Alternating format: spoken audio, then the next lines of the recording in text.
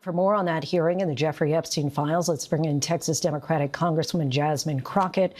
You were in that hearing today. We'll get to that in a moment. But first, you've now seen some of the unredacted Epstein files. What, if anything, stands out or surprises you? I'm going to tell you that they actually have not unredacted a lot of the files. I went after the hearing today, and my staff had a number of specific files for me to look at. And basically every single one of them was still redacted. And I had to ask them, why are they still redacted? And they said they came to us that way. So we will have to follow up and try to get the unredacted files sent over to us. Your colleague, Representative Jayapal, said a short time ago on X that AG Bondi had a list at that hearing today of which emails she had searched when she went to view the unredacted files. Your response to this? Yeah, listen, we knew that AG Bondi had what we called a burn book. And it seems like that she also had a lot of intel that seems to, be a violation of the separation of powers, right?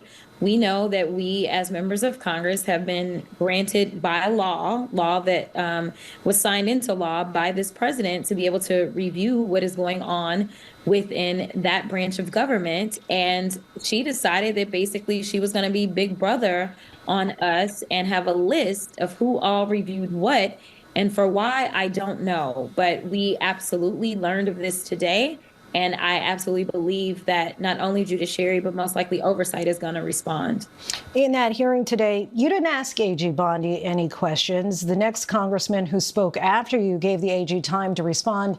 And here's what happened next. This is what she didn't want to talk about. Texas from Cuba, convicted, homicide, arson, weapon offense. Convicted. So what we talking about? Convict Texas, some of these perpetrators homicide, that rape these women that are sitting behind you, that you refuse to even acknowledge they are here. AG Bondi last appeared before a congressional panel in October. Why did you not ask her any questions in your time? Listen, I am the last Democrat on the committee. I watched her the entire day, and she wasn't answering questions. And I'm sure she didn't want to answer too many questions because, well, she doesn't want to necessarily lie to Congress, even though I'm sure that there is plenty of that to go on. In fact, Ted Lieu caught her in a lie. So, we'll see what happens maybe in future administrations. But instead, she decided that she had her own agenda. That agenda was to put out propaganda for this president. She decided that she was going to talk about the Dow, which has nothing to do with the DOJ. She decided that she was going to talk about how transparent and wonderful he is. She decided that she wanted to challenge us on crime that was taking place in our districts. And, she came into the hearing room with pictures of individuals out of Texas. But the reality is that there were actual survivors sitting behind her for crimes that currently need to be investigated. And she's not doing anything. Early voting in the Texas primary begins next week. As you well know, you're locked in a tight race to become the Democratic nominee for the Senate. Some Democrats have expressed dismay over a bitter campaign battle between you and your opponent, Representative James Tallarico, and that it could impact the general election. Are you concerned that whoever wins could perhaps come out unnecessarily scarred? Possibly. We're ahead. There was polling that was just released.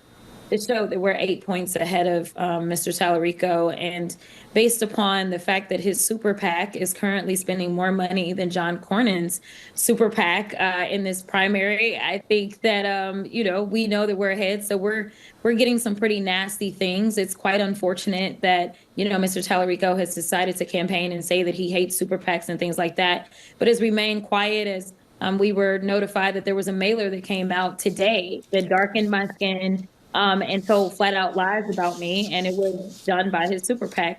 At the end of the day, we're going to keep running. We're going to run hard through the tape. I think that, Texans know who has the experience and who has, real plans as well as real receipts for actually getting the work done.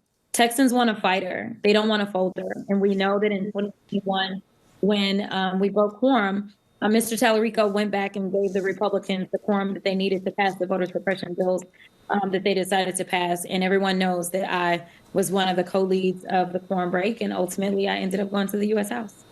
Texas Democratic Congresswoman Jasmine Crockett, so appreciate your time. Thank you. Absolutely. Have a good one.